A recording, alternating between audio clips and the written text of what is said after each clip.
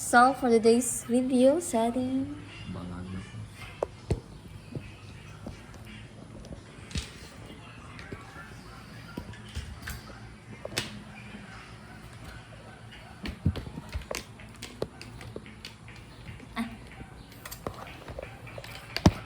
kita ba? Kita man natin. Yun, kita na yan. Basta importante ang guys.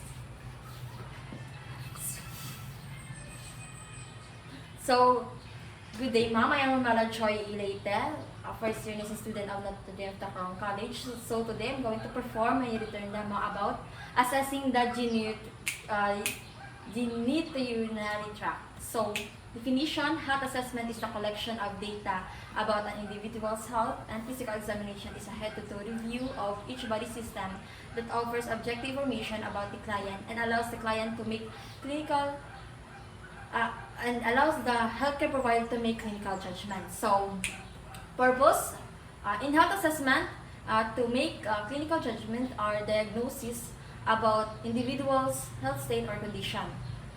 Second, to obtain recent data about the client's functional abilities. And third, and in the purpose in physical examination is for routine screening to determine the client's eligibility for health insurance and for acquiring new job and for client's admission to the hospital. So, next procedure, next procedure, we're going to identify the client and explain the procedure. Rationally, this is to ensure that the procedure is done to the right patient, to reduce anxiety, and to ensure patient's cooperation. So, good day, ma'am. I am Romuella, your nurse for today, and sir. So, I'm going to assess your genitourinary tract, your private part. So, can I ask your consent to touch your private parts? Okay na po ba? Okay po, thank you po. So, next is properly position the client. Rationally, this is a proper position ensures is access of to the body parts to be assessed and clients feels comfortable. So, ma'am, sometimes i-position ko po kayo in order po para makita po ang private parts niyo po. So, next procedure, take the health history of the client. Rationale, to have a comparison with the previous illness and prevent health condition. So, ma'am, sir, meron po ba kayong related health history about sa private parts niyo po? Opo? Yes po? Wala po. Thank you po. So, next procedure, conduct physical examination using the four skills in physical assessment, which is the inspection, palpation, percussion, and auscultation. So,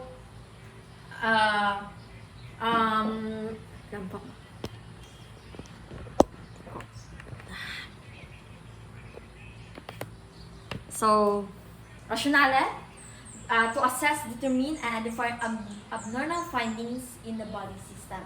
So, next is perform hand hygiene and done with examination gloves. Rationale, this is to prevent transfer of microorganisms. So, hygiene. So, ma'am, I'm going to put gloves. So,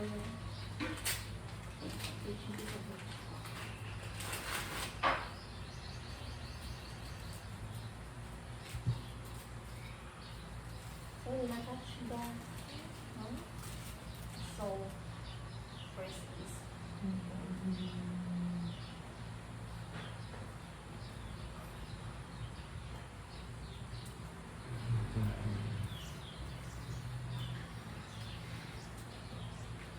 So I will bring you back to me.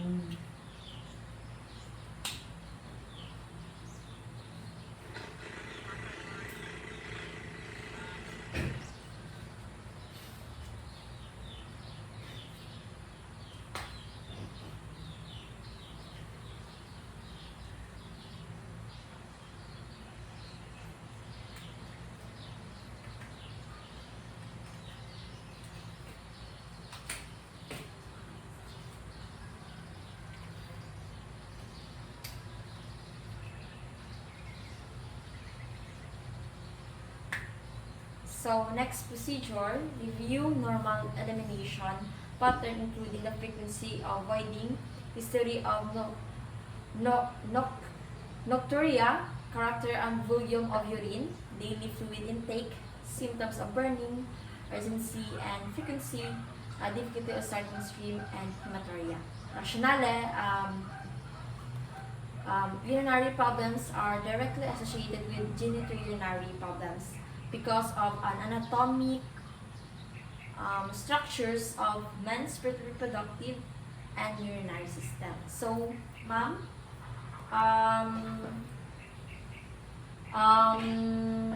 sa pag-ihi niyo po ba, ma'am,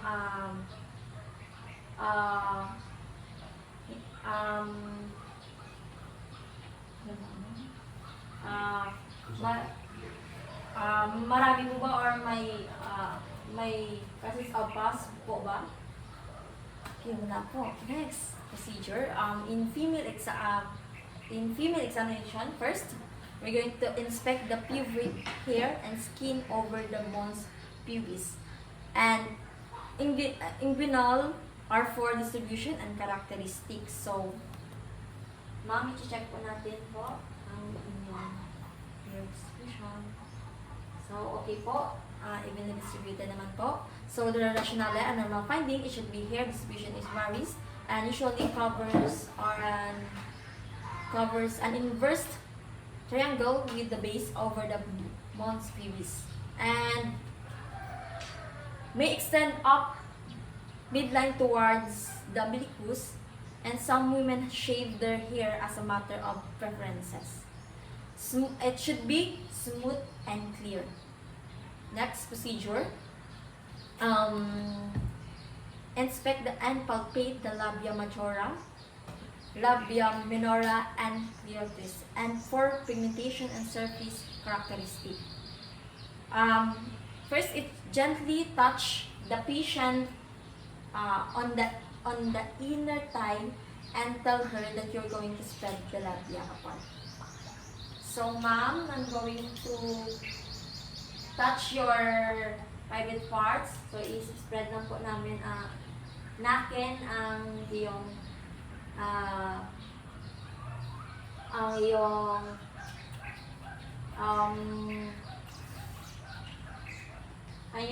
private parts,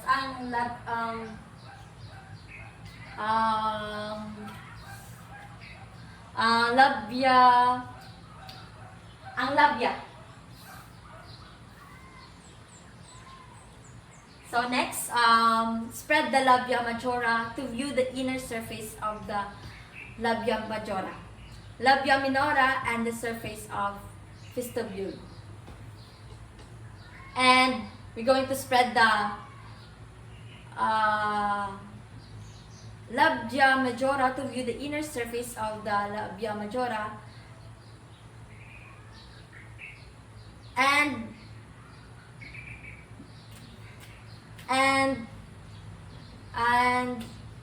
vestibule and surface of vestibule.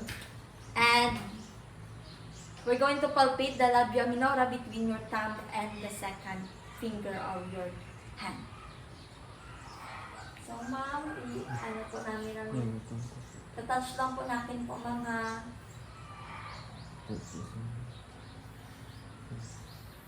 okay po. So, next is rationale. Normal findings, darker than patient general skin tone, tissue may appears or full of gaping or close. It usually symmetric, smooth skin surface and a dry or moisture. Abnormal findings, presence of drainage, lesions, or sores. Next procedure, inspect the urethral meatus, vaginal introitus, and premium for position and surface characteristic. So, inspect lang po namin. Hawakan ko lang po. Okay po, normal lang po. Next Rationale, normal findings, midline location of an irregular opening of or slit close to or slightly within the vagina introitus. Vagina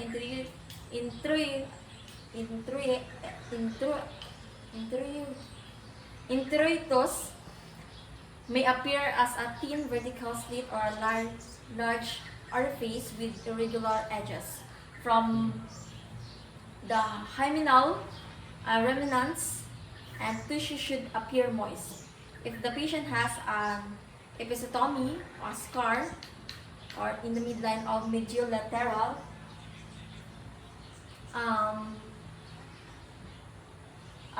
may be visible. So the abnormal findings, present of lesion and discoloration. So no lesion naman and discoloration. Special circumstances of an in female genitalia is formed if the patient has pain of vagina. So ma'am, i-insert lang po namin ma'am. So wala naman kayo nararamdaman na pain po ma'am. Okay. So normal findings, it should be smooth and untender abnormal findings. So next is palpate the skins and Bartholin's glands for surface characteristic, discharge and pain or discomfort. First is with the labia still spread apart, insert the index finger of your dominant hand, palm surface up into the vagina as far as possible. Exert upward pressure on that anterior vaginal wall surface and milk the knees glands by moving up your finger outward towards the vagina opening. So palpate the lateral tissue of the vagina bilaterally. Use your thumb and index finger to palpate the entire area, paying attention to the posterior lateral portion of the labia majora. Where the Bartholin's glands are located, the glands are usually not visible. So, ma'am, i-insert lang po natin po ang sa kamay ko po. Okay.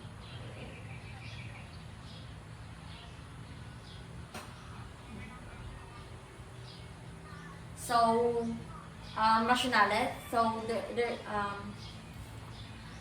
presence of discharge, edema, and tenderness. So, no pain naman po. And not tender mass, which is the result of chronic inflammation of the gland, usually indicates of Bartholin's gland, cyst. So next is, we're going to procedure in physical examination. So we're going to expect pubic hair for distribution and skin for general characteristics. So, sir, check po natin yung pubic niyo po. Pubic hair niyo po. So, evenly distributed naman. So, rationale, or normal findings, hair distribution varies widely. Diamond shape pattern that may extend to the umbilicus, appear coarser than scalp hair, and parasite free. Skin should be intact. Next procedure, we're going to inspect and palpate the penis for surface characteristics, color, and tenderness and discharge. So, hindi naman po masakit, sir.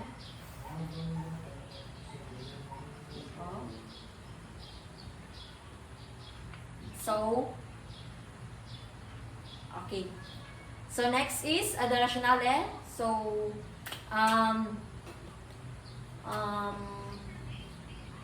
normal findings.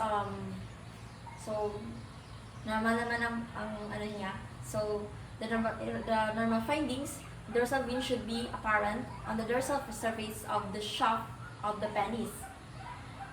Usually dark, hairless, and wrinkled. So, in circumcised men, the amount of prepuce varies, and in circumcised men, the prepuce is present and folded over the glands. Foreskin should retract easily and completely over the glands. Abnormal findings, the presence of lesions, nodules, swellings, and inflammation. So next procedure, inspect the glands and under the fold of the prepuce. Rationale, normal findings, smooth, pink, and bulbous. Prepuce fold is wrinkled and loosely attached to the underlying glands. Darker than the glands, it should be darker than the glands. Abnormal findings, presence of erythema, lesions, edema, nodules, and discharge, it is darker than the glands. So, check lang po natin, sir. So, there is no abnormal, there is no lesions. It is darker. And next is, inspect the urethral meatus. So, rationale,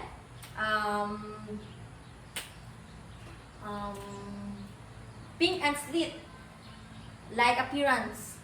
It should be located centrally at distal tip of the glands. Abnormal findings, presence of discharge. So, ang mitos niya is okay naman. Dito, nakalay naman. And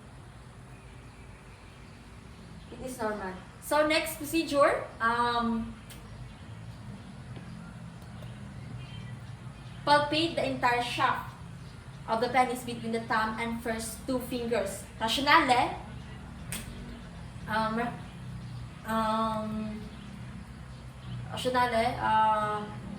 smooth and not tender, semi-firm consistency. Abnormal findings, presence of tenderness, edema, nodules, and jason. So, sir, hawakan ko po yung penis ni sir. So, hindi naman po ba masakit sa paghawak ko, sir?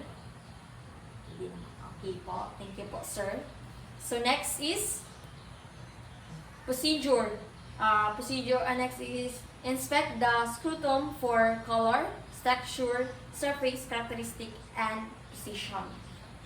So, the color, and the texture is normal. So, the rationale of this is smooth and not tender, abnormal findings. It should be present of scrotal lesions or scrotal redness, either generalized or isolated, and excessive difference between the right and the left sides. Procedure next. Next procedure, palpate the testes and epididymis and vas deferens for location, consistency, tenderness, and nodules. Rationale, no.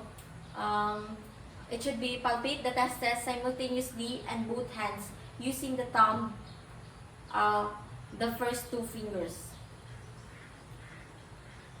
So, akan po natin. Hawakan ko po, sir.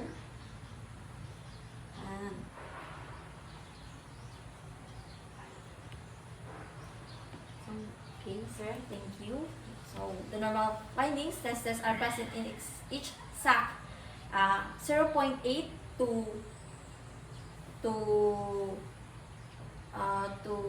1.6 inches in size. Smooth, void, and movable. Abnormal findings, irregular, not tender, fixed mass, reports pain, and presence of edema.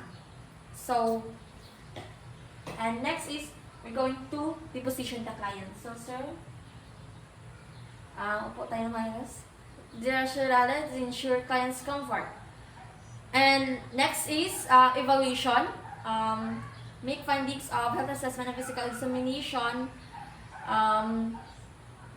Examination of the client. Rationale, these are important to aids. Rationale, this is important data to convey to the physician to aid in diagnosis of the patient. And rationale, next is documentation, record, document, report any pertinent findings found during assessment to appropriate personnel. Rationale, to provide accurate data on the care of the client. So that's all. Thank you.